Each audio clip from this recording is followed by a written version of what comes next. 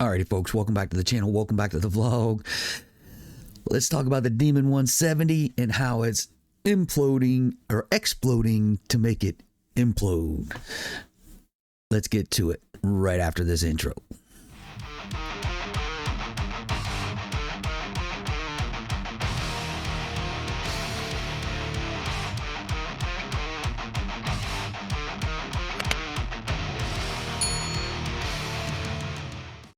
All right, so I've been watching some of these videos from a number of folks. So Racer X, it's his Demon 170 is going to be the main topic here. Shout out to him putting out, the content on his Demon 170 and being honest. The other ones are OC Motivator and TK's Garage and Butter the Insider. We're all in this group. We're all seem to be in this group together. So here's what's happening, folks, is these Demon 170s are having a lot of problems. And my opinion, I have no facts to back this up, but it stems from back in the beginning when they were having problems with the Demon 170 in the beginning with these things blowing up. And why it took them so long to actually release the Demon 170. So fast forward, you got Racer X actually taking his Demon 170 to the track. Shout out to him, though there's a lot of people taking theirs out to the track, don't get me wrong, but shout out to those folks taking these Demon 170s to the track, because it's going to begin to show these issues and concerns that are popping up with a lot of folks Demon 170. So with Racer X being the highlight, right? So if you live under a rock and haven't watched Racer X's videos on his Demon 170, he's really been having problems pretty much from the beginning. If you look at his first video where he takes it racing against the Tesla Plaid, and he was having problems getting things running. Now, granted, he was still new to the platform, right? He hasn't raced it very often. It was pretty much his first time to the track, which is probably not the right time to be racing a Tesla in your car. But hey, he was at the track trying to make it work, trying to use the technology, the trans brake, and all of this stuff to to get his Demon 170 to perform, having a lot of problems, having a lot of issues and concerns. Fast forward in his most recent race video where he takes his Demon 170 back to the track. Now he's having serious problems with his Demon 170. It's literally falling flat on its face coming out of the hole and just not performing like it should. And so he does what what you're supposed to do. Car's not working right. You take it to the shop and they check it out, and he has a laundry list, a laundry list of codes on the car. And it basically boils down to almost the oil starvation issue. Now, how many other Demon 170s are going to have this issue? You've seen them too. I've seen a lot of Demon 170 race videos. They're out there. People are modifying these cars, playing around with the tunes, playing around with the transmission tunes and things like that, and running, low nines, high eights, and not showing any issues if they are having issues. But there are, if you go to OC Motivator's video on the topic of these cars exploding and having issues, there's several Demon 170 owners that had leaking, right? Stuff winding up on their driveway, winding up on their garage floor, be it oil, whatever, what have you, transmission fluid, antifreeze, what have you. There's stuff leaking from these Demon 170s, and they've barely driven them. Now, Racer X did put the quote break-in mileage. There's some arguments about break-in and break-in mileage, and do these things really need break-in mileage? Do engines in general need break-in mileage? We'll save that conversation for later. Racer X, he's a meticulous dude. TK, even calls him out that he's super meticulous when it comes to his cars. So I am sure he followed the letter of the law to do his break-in mileage that he did in his Demon 170. Before taking it to the track, he did do his break-in mileage. So now all of a sudden he's having major problems with his car. And man, it's just not good. And it's going to lead into the next topic of why things are imploding on the Demon 170 and prices are just falling through the roof, falling off a cliff. We'll get into that in a second. But now these more and more of these issues are popping up in the Demon 170 community, and I don't own a Demon 170. I'm not an owner, so I can't get in any of the groups that OC Motivator, TK's Garage, Butter the Insider are in. So I'm leaning on them, when they put out a video or give a shout out or something, that I can go ahead and tag on top of the video. So that's pretty much what I'm doing for this Demon 170. But there are more and more issues with the Demon 170 that are popping up in these forums, and it's having an impact on the prices of these cars. So there's your exploding part. Let's go to the imploding part now. So the imploding part is the prices of the Demon 170. TK's Garage lays it out there. OC Motivator's been laying it out there.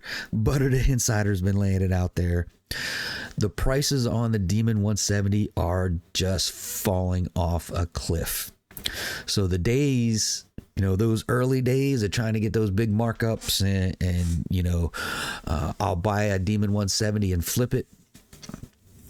Those days have been long gone. And now, with all of these issues popping up with these Demon 170s, I see prices dropping even more because of the possibility of you buying one of these Demons and having, one of the bad engines that's either leaking or winds up with a oil starvation issue and blows up on you. So as more and more of these issues pop up, that's going to drive the market. Again, the market drives the price of what a car is worth, not the dealerships, not the auctions. Got it. TK said it too, right? There's the Mecum auctions. There's the Barrett Jackson auctions, right? Those people are going to pay those exorbitant prices for things. But when you get into, the Joe Blow, I'll call them the Joe Blow auctions, right? All the online auctions, the eBays, and all of those. These cars just are not getting the prices that those people think they should be, right? They're not realizing what the market is for the car vice what they think the car should be worth. And OC Motivator brings up a great point, right? So if you buy this car, you buy a Demon 170 from a owner, right? So you buy it second party or third party. The warranty begins when that car is first sold.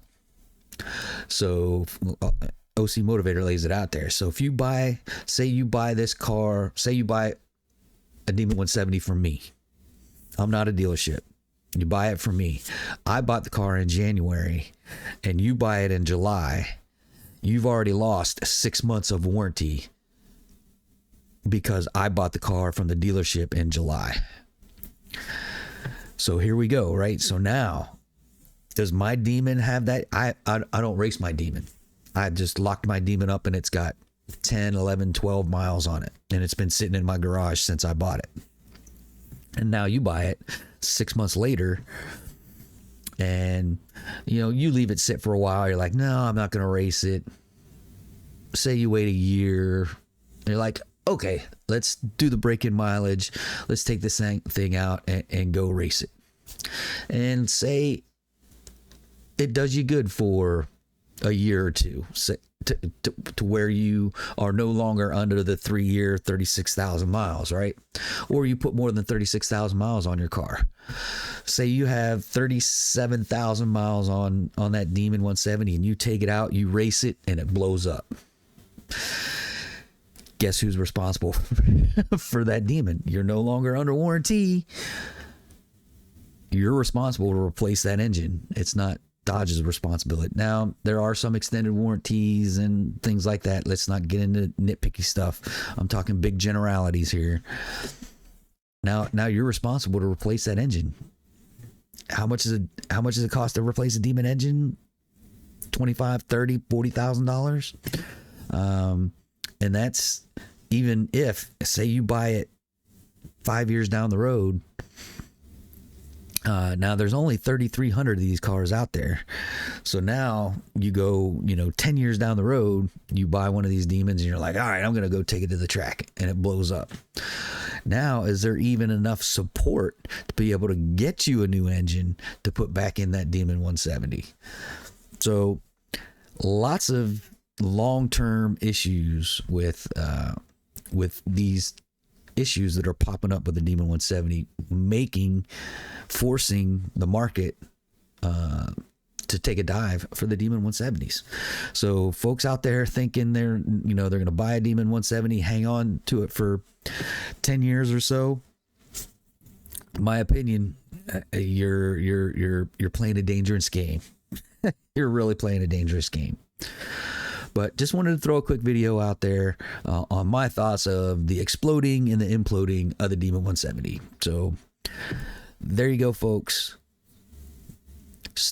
Bottom line, stuff's happening with these Demons 170s, whether they're just leaking or what have you, or actually blowing up at the track. Things are starting to happen to these Demon 170s, and I would just be careful on when you buy it, where you buy it, and how you buy it. And the second part of that is, these dealerships thinking these things are going to double, triple in value in the next 3 to 5 years is just totally ridiculous. Look at a lot of the other things. Even the original Demon hasn't got to the point where it's doubled or tripled in value. Look at some of the other limited number cars, the Daytona Hellcats. Yeah, the market is just not there, folks. It's just not there, and it's probably not going to be there 10, 20 years down the road. Who knows? It's all speculation at this point, especially when you're talking that far down the road. But there you go. My thoughts on the exploding Demon into the imploding Demon 170. Let me know what y'all think in the comments. That's going to do it for this one, folks. Thanks for stopping by. If you are stopping in for the first time, please check out the rest of the channel. If you like what's going on with the rest of the channel, do me those few things. Like, subscribe, smash the bell, shoot me a comment, share it on your social media. I'll definitely appreciate it. Shake and Bake will definitely appreciate it, because every red penny from YouTube goes right back into Shake and Bake. That's it for this one, folks. Till next time, adios.